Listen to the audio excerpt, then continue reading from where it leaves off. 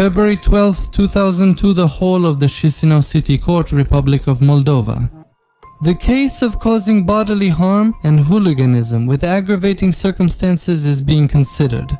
On the defendant's bench sits a short woman, 40 years old, with a hunted expression on her face, Mariya Gavrilita.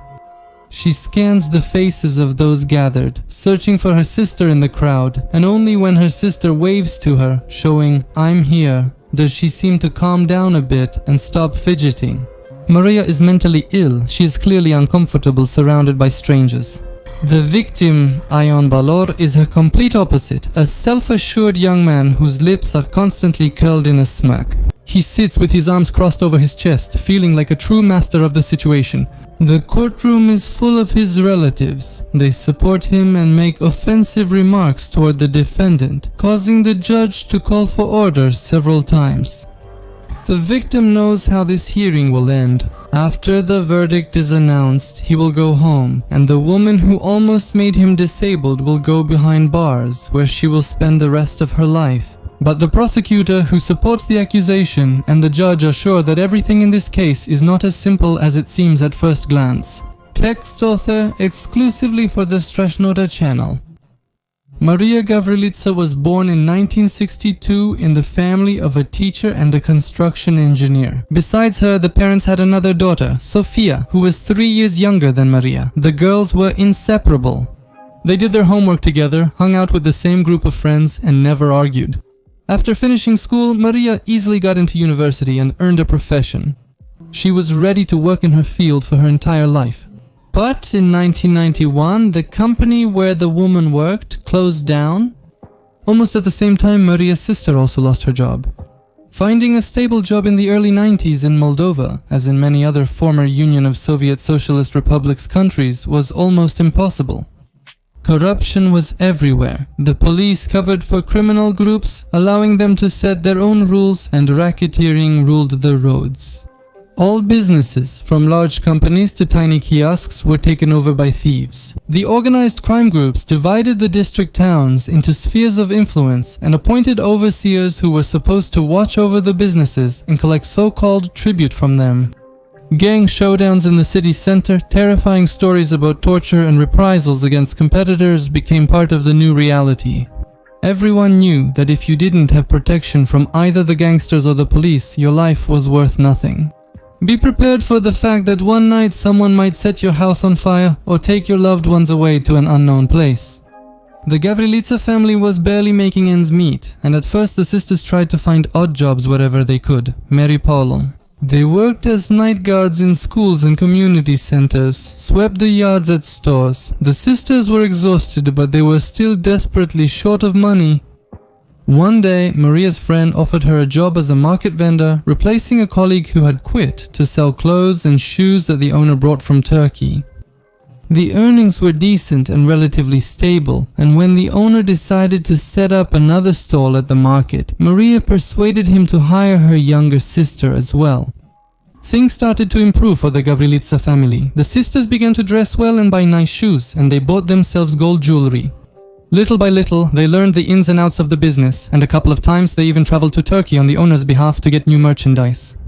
After a year, Mariya decided that it would be much easier and more profitable for her and her sister to run the business themselves rather than work for someone else and share the profits. Sofia supported the idea. After buying the goods, the women rented a stall at the market and started trading. The same clothes and shoes from Turkey. Only now, all the income went into the family's pockets. The sisters took turns standing at the counter, and the trading went on without any days off. Both Mariya and Sofia Gavrilita were kind and calm by nature, never getting into conflicts with anyone. They quickly became friends with their neighbors in the row. Many people had similarly difficult stories, and many were brought to the market by necessity, and just like many other sisters, the Gavrilita sisters simply wanted to earn money for their family. But as it turned out, there were already people whom they crossed paths with in the winter of 1995. One of the local criminal gangs who controlled the market started threatening Mariya with harm to her loved ones because she didn't pay for protection, meaning she didn't give part of her earnings to the criminal bosses. The amount they demanded was substantial. After several months of not paying, the sisters accumulated a debt. The gangsters started waiting for Mariya outside the market, threatening her and demanding money. The frightened women reported that she was being put on the clock and the debt would keep growing every day until she paid. The sisters understood that they wouldn't be left alone. It was scary to go to the market and even scarier to sit at home and wait for people with weapons to show up. After hearing that another crime boss had been shot outside a cafe, the women stopped sleeping. What if tomorrow it's their turn, or their parents'? Mariya tried to borrow money from her relatives and fellow market vendors, but they either cited their own dire situation or refused out of fear of getting on the wrong side of the local big shots. With great difficulty, the women managed to gather part of the sum, but the bandits were not satisfied with that. In March of 1996, several men in black leather jackets ambushed Mariya near the exit of the market. Twisting her arms, they put the woman into a black car with tinted windows and drove her out of the city. There, in an abandoned warehouse, Mariya was tied to a pipe and tortured. They burned her body with cigarettes and sticks, beat her on the stomach, arms and legs, and then, completely enraged, tried to drive nails into the poor woman's head. From the pain, Mariya lost consciousness, and only then, apparently deciding that the victim had definitely learned her lesson, did the criminals leave her alone. Mariya spent the whole night in the warehouse in a semi-conscious state, and in the morning, barely managing to get up, she set off on foot to the city, which was 2 kilometers away. Bloody, stumbling and moaning in pain, the woman used her last strength to reach the first houses, and there she collapsed in the middle of Kripla Street, calling for help. Caring people immediately called an ambulance, and Mariya was taken to the city hospital. She had broken ribs and a broken nose, and her whole body was blue from hemorrhaging caused by being beaten with a stick. But the worst thing was what happened to her head.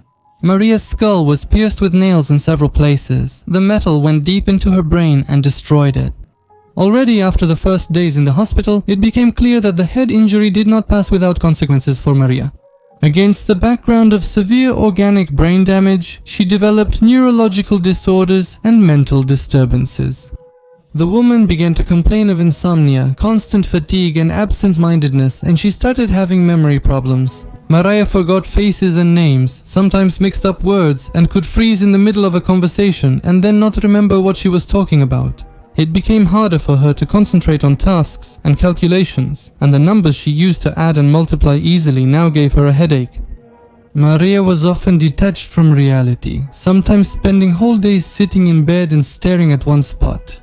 The memories of what happened were confused but terrible. Sometimes they came back in nightmares, and then the woman would wake up trembling, cry for a long time, and couldn't fall asleep again.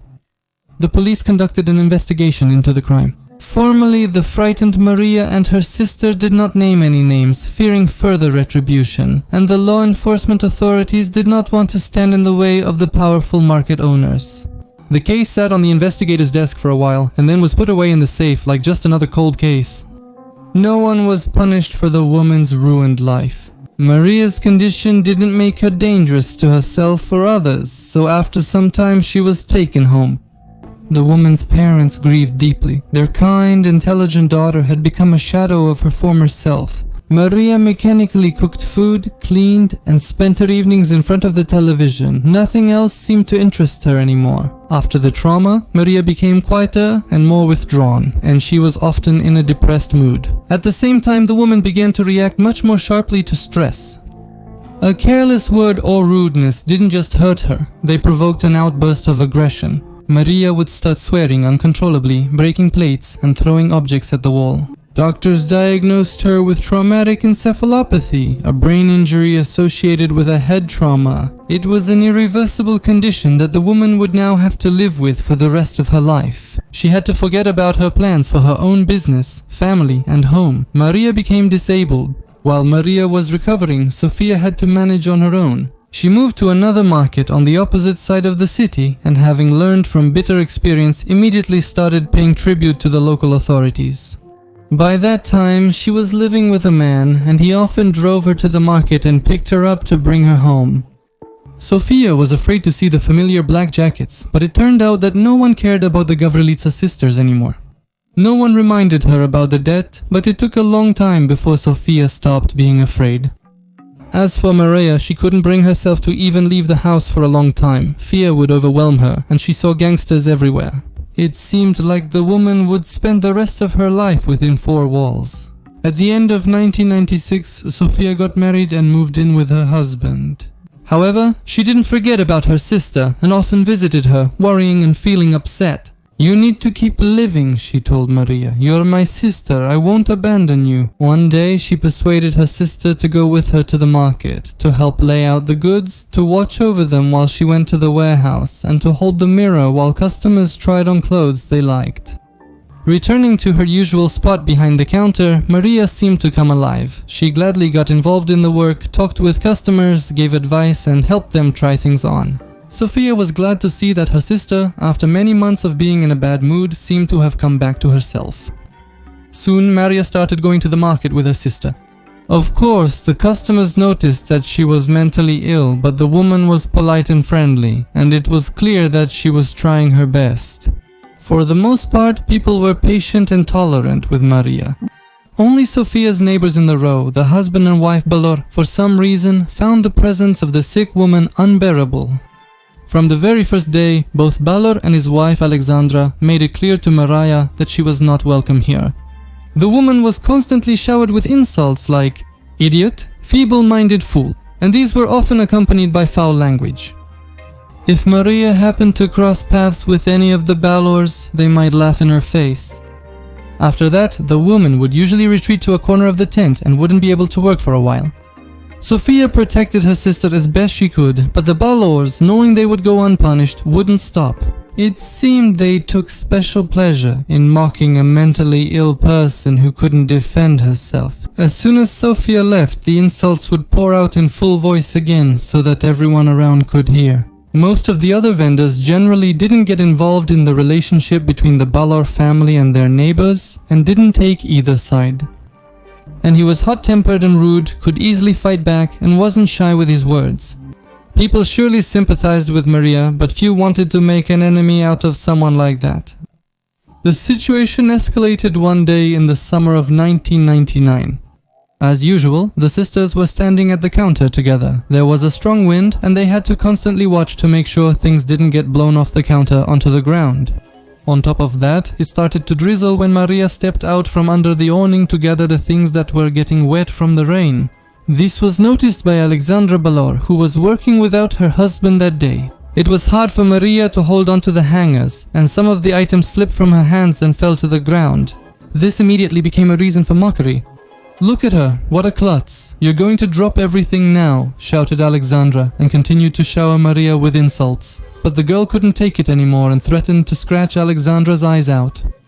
Her words were like a red rag to a bull for Balor. "You want a fight? Come on, let's go, I'll beat you up," shouted Alexandra.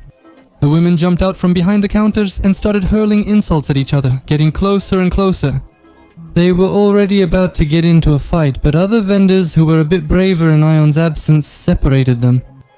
That day, it didn't come to blows. Naturally, Alexandra told her husband about what happened, and he became furious. If before, Balorov was simply annoyed by the presence of a mentally ill woman nearby, now they harbored real malice toward the Gavrilita sisters. Barely waiting for Sofia to leave for goods or other errands, they would pounce on Mariya with insults, tell her to go to a mental hospital and mock her speech. Mariya preferred to hide in the corner of the tent and wait until the Balors stopped talking. Hurt and bitterness built up inside her, but the woman was too afraid of Ion Balor, and her anger wasn't enough to overcome her fear. But in June of 2001, the explosion finally happened.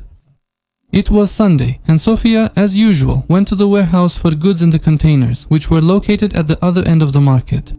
Mariya was left alone, and as soon as her sister was out of sight, the Balori started their usual behavior, showering her with insults, laughing at how awkwardly she handled the goods, and mocking her for being slow and absent-minded. As if that wasn't enough, he came out of his tent and walked over to the Gavrilita sisters' tent. He started shouting insults right in Mariya's face, waving his hands in front of her, saying that someone like her had no place among healthy people. And this time Mariya couldn't take it anymore. Jumping out from behind the counter, she lashed out at Ion with insults of her own and started driving him away. She didn't hold back with her language either. For a while, Mariya and Ion insulted each other, until finally the vendors from the neighboring stalls got upset and asked them to stop. Customers, frightened by the sight of two people yelling at each other, hurried to move on. Someone threatened to call the police if the argument didn't stop. And he went back to his tent, but he didn't stop making remarks about Mariya. Mariya held herself together for only a short time. Within a minute, she ran out from behind the counter and rushed toward Balor's tent. In her hand, she had a brick that was used to hold down the edges of the tent so the wind wouldn't blow them around. And he didn't have time to realize what had happened before the woman swung and hit him on the head with the brick as hard as she could. Blood splattered in all directions, screams of horror rang out around, and he fell to the ground unconscious. At first, many people thought he was dead. Mariya dropped the brick and, shocked, ran to her tent, where she hid until her sister arrived. Someone called the police and an ambulance, and a crowd gathered around Uon. When Sofia returned, she was horrified by what the witnesses told her. She started to panic, and Iona was placed on a stretcher and taken to the nearest hospital with sirens blaring. Mariya was immediately taken by the police. She did not deny anything or resist. The fit of aggression passed immediately when she saw the blood and realized what she had done. Mariya was brought to the temporary detention facility. She spent 3 days there while the circumstances of the crime she committed were being gathered, and the investigative authorities decided what preventive measure to choose for her. These 3 days affected the woman's mental state. In the isolated cell, under a barrage of constant interrogations, she withdrew, became introverted, and grew depressed. Sofia saw that her sister was getting worse. She brought Mariya's medical documents and begged them to release her as soon as possible. "My sister is mentally ill. Please let me take her home. She won't run away, I promise." In the end, a travel restriction was imposed on Mariya Gavrilita, and she returned to her parents' home. It took the woman more than a week to recover from the shock. At the thought of facing prison, Mariya would start crying uncontrollably and shaking. She had to constantly take sedatives. A psychiatric evaluation was ordered. The experts didn't need to determine whether Mariya Gavrilita was ill or not. They already knew that. The experts faced a different question. Was Mariya sane at the time of the crime? Did she understand the consequences of her actions? When she grabbed a brick and rushed at Ion Balor, Alexandra Balor promised Mariya all the punishments of heaven if her husband died. She threatened to have her locked up in prison for the rest of her life, but Ion was lucky. The injuries seemed severe at first glance, but the damage the man received was classified as less serious. Soon the Gavrilita sisters learned with bated breath that Balor was recovering. A month later, the man was discharged from the hospital and returned to his old spot at the market, where he started selling goods just like before, as if nothing had happened. Mariya's fate, however, was sealed.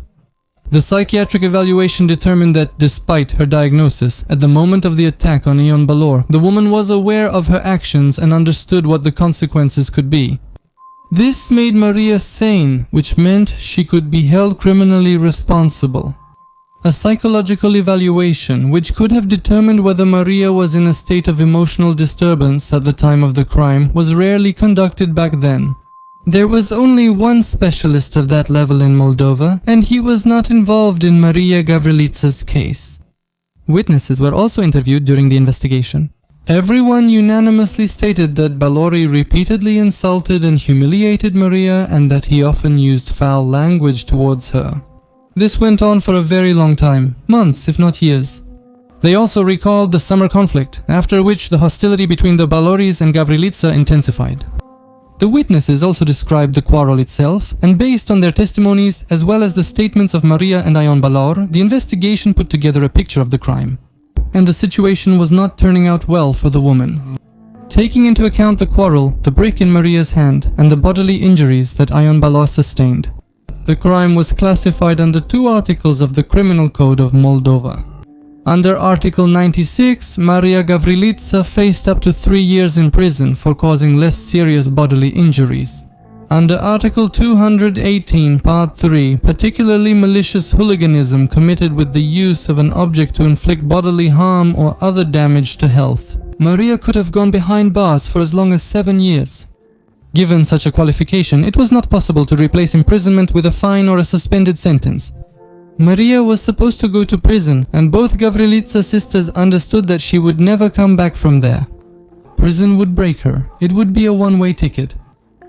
Meanwhile, Ion Balor was triumphant. His revenge had been fulfilled. The mentally ill woman who irritated him just by existing would no longer be in his sight, prison or a psychiatric hospital. He didn't care where Mariya would go. The main thing was that he would never see her again. When he met Sofia by the tent, he gave her a mocking smile and asked, "How's your sister?" Desperate and crushed by what had happened, the woman took the first opportunity to move to another place, farther away from the Balor family. If only she and Mariya had done it earlier, but there was no way to turn things back. The court hearing was approaching, and Mariya spoke more and more often about dying in prison. She lost weight, spent whole days in bed, and sometimes refused to eat.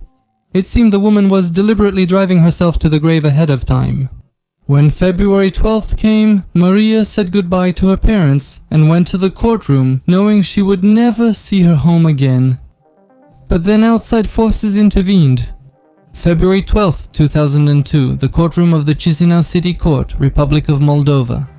The prosecutor, representing the state, read out the indictment and returned to his seat.